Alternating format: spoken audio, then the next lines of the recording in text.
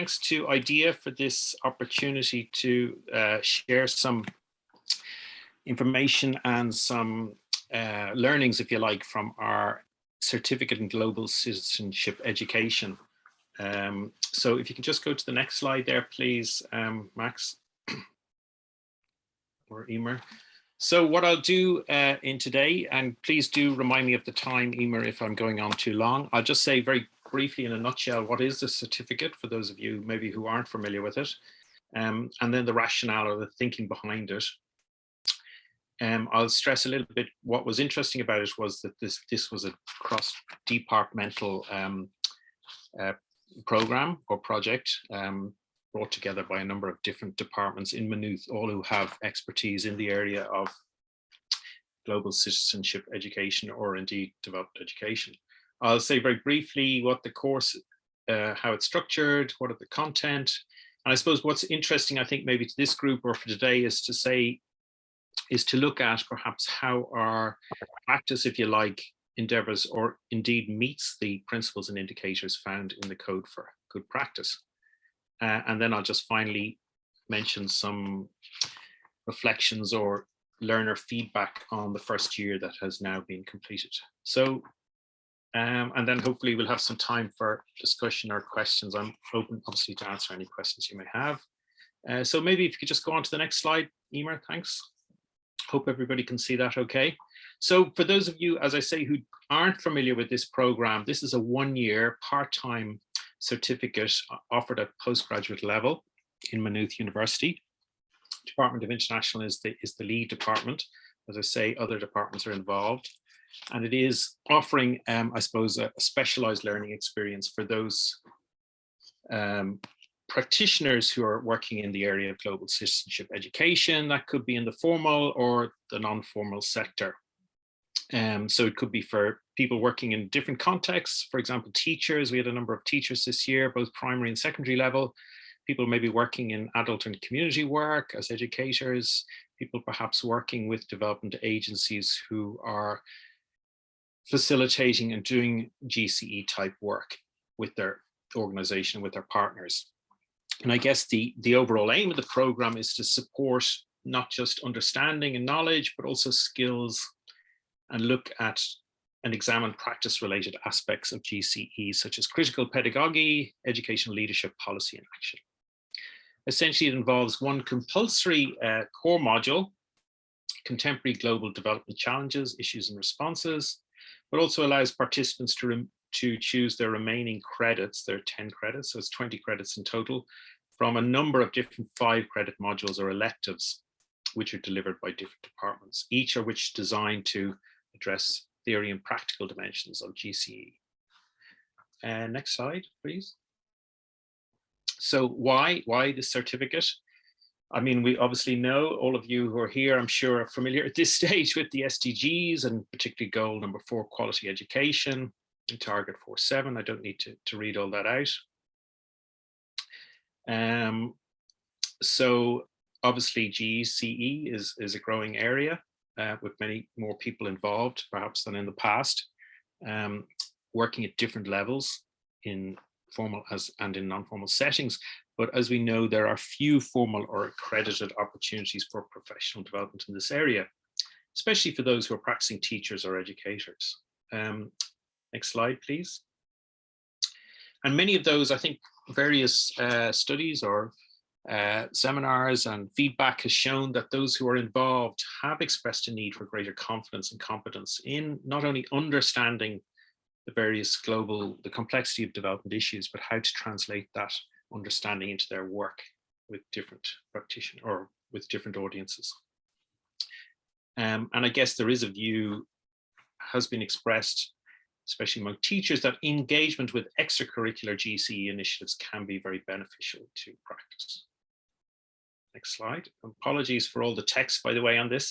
I should have one good practice. I'm not really following good practice. One good practice in this kind of presentations is try to reduce text, but I was a bit rushed on this one. Anyway, as many of you, I'm sure, here today, part of this discussion are familiar with, the policy focus increasingly on GCE across a number of different initiatives and strategies in recent years. And just picking out a few here, some of you will know these more better than I am sure. So CAME, the standards for initial teacher education, for example, includes or highlights GCE as one of its 7 core components, which I think is significant because GCE now has the same status as other components such as literacy or numeracy and so on.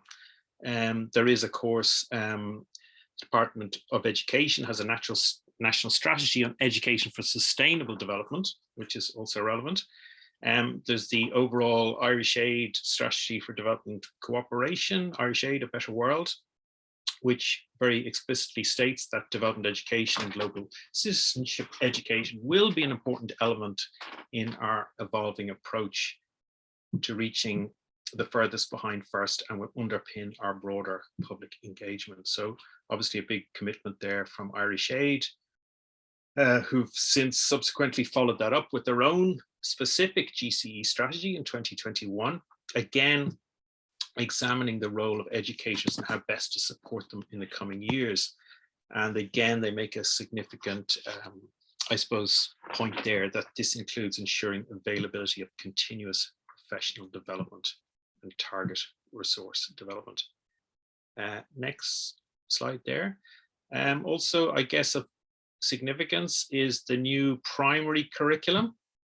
Framework document identifies potential for more inclusive visions in the curriculum with key messages, principles, and competencies that are identified centered around the inclusion of every child, including a role for GCE.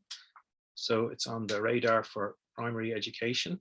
And I guess importantly as well is the new National Action Plan Against Racism, which if I'm correct has been launched, if I'm right. And again, the focus here very much on complex global issues and intercultural context, acknowledges the independence of our globalized world. And I suppose our certificate enables educators to critically examine their own positionality and ethnocentrism in this regard. I think that's been an interesting feature of the course, particularly with some modules. People can look at their own positionality. I'll come back to that in a moment, if that's okay. Let me go on, yeah. So let's just moving on, if I'm not rushing through this. I think one of the interesting things about the certificate was that it drew on its collaboration, if you like, between a number of different departments in the University of Maynooth, all who have their own expertise and experience and have been engaged in GCE or indeed Dev Ed before that. So the Department of International Development, of which I'm a member of, is the lead department. I should have said at the outset, by the way, I'm not a teacher or I haven't been providing input on this course, but I am the coordinator for the certificate and have been involved in Dev Ed in the past with COLOV and different organizations. Anyway, our department, I guess, has a long track record of, working to support not just global development practitioners, but educators here in Ireland. And we've had good links with community educators in the Global South, and particularly, especially going back to our days in our previous incarnation when we were the Kimmage Development Study Centre, if any of you remember that. I suppose more recently, some of our staff, Dr. Eilish Dillon, for example, has been very actively involved in research and publications in this area. And would be seen as a real thinker in this area. Department of Education, who offer one of the modules, have been running their own Dev Ed weeks in the past for part of the initial teacher education program, and also have been part of the consortium Ubuntu, and the GCE network. So they have a strong reputation in Dev Ed and social justice education. The Department of Adult and Community Education, many of you may be familiar with, are very involved in the SAILTA consortium for the promotion of and support of GCE in the adult and community education sector. And of course, they have always included Dev Ed as part of their offerings. I think it's part of their HDIP and further education. Many staff, of course, have been involved and have expertise in this area for many years, or education for transformation. Very closely aligned. Excuse me. Next slide, please. Department of Applied Social Studies also has a track record in the area. Obviously, their focus would be youth and community work and in social work. I'm not so familiar with the work they've done on Dev Ed in the past, but maybe others here might know of that. I should mention then, last but not least, is the Frebel Department of Primary and Early Childhood Education. Very much involved in GCE. For example, they're a member of the DICE project.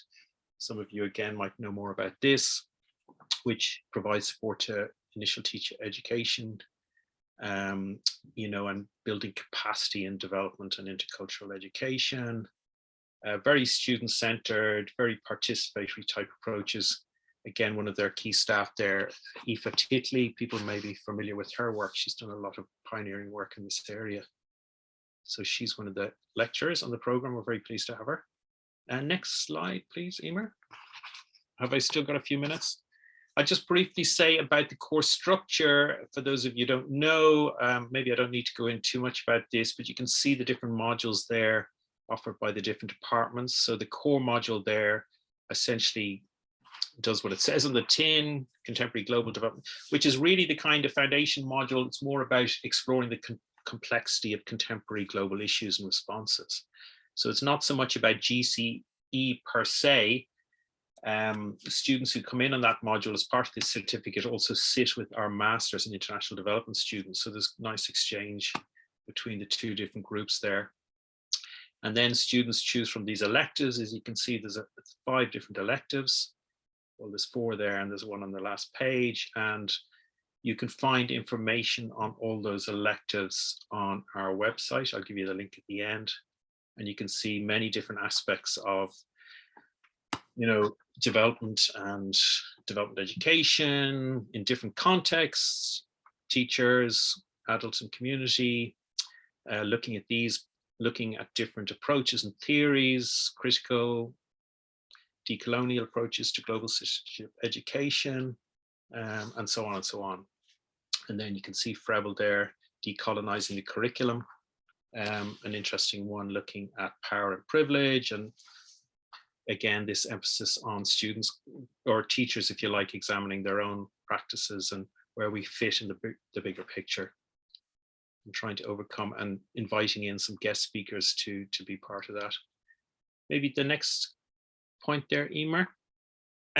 So I just want to say, if I'm obviously I was looking at the IDEA Code of Good Practice, which again, I'm sure many of you are familiar with.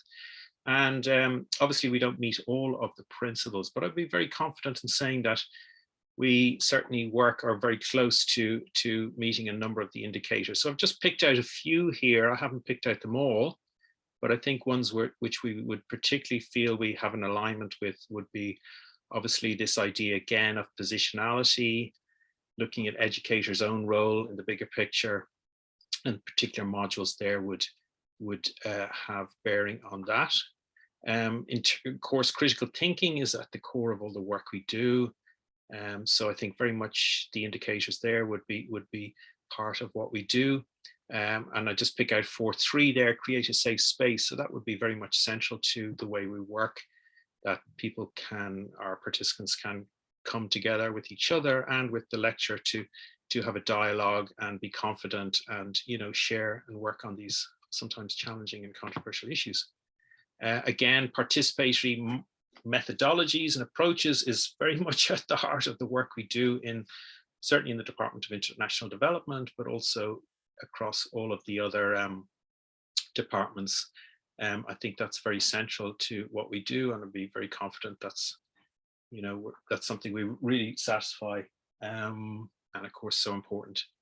And we don't produce original resources, but we do aim to ensure that the resources and materials that we are using are, of course, up to date and balanced and reliable, and include, you know, perspectives from the Global South or from minority groups themselves where possible.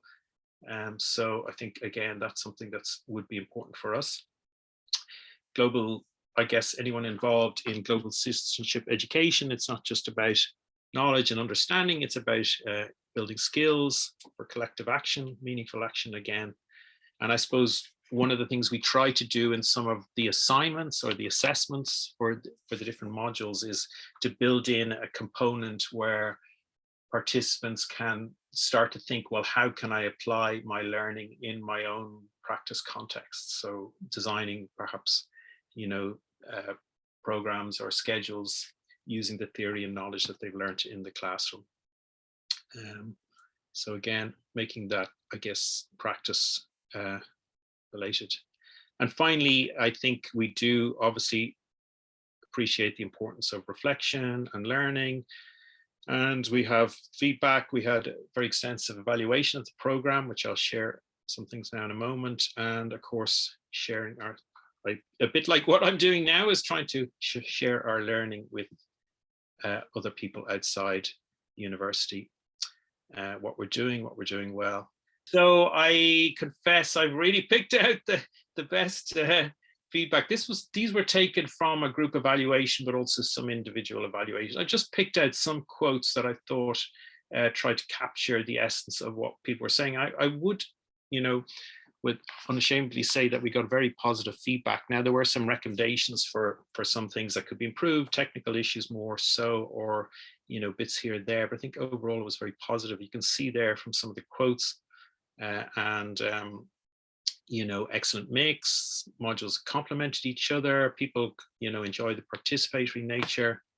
Somebody said nicely there, this course helped me come a full circle in my development journey. And now I have the tools to engage and facilitate GCE for young people and adults in a voluntary and professional capacity.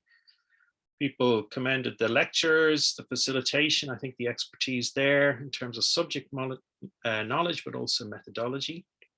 Somebody talked about the fact that two modules were very different in terms of, one of them was quite sharing the world, which is the one done by Department of Education, which was quite theoretical, but also was enjoyable. And then decolonizing the curriculum, which was very practical, with loads of ideas for classroom activities and ways to integrate new knowledge and practice. So there was a nice balance, if you like, between the different modules. And again, people like the diverse background of the participants. So this year we had 15 people registered, but in the end 3 people had to drop out, not because they didn't like it, but because they couldn't do it this year. So we had 12 in the end, which is small enough, but we're hopeful that we can offer it again this year. So just to finish up on the last couple of slides there, if you can go down, if you do want more information on the course, obviously you can go to our website, you can email me directly. And you can find out more applications for this program. If anybody's interested, or indeed anyone who might be interested, is essentially to the end of this month. So the window is quite narrow there. We might try and push that back to the end of August. I can answer any questions about fees or funding or anything like that. I'll just push up the last slide, Emer. I'm going to finish. I hope I haven't gone on too long. I think it's appropriate to have a quote from Paulo Freire, the Brazilian educator and philosopher, I think, which captures the essence, I suppose, of what a lot of us are trying to do. To study is not to consume ideas, but to create and to recreate them. And thanks for that.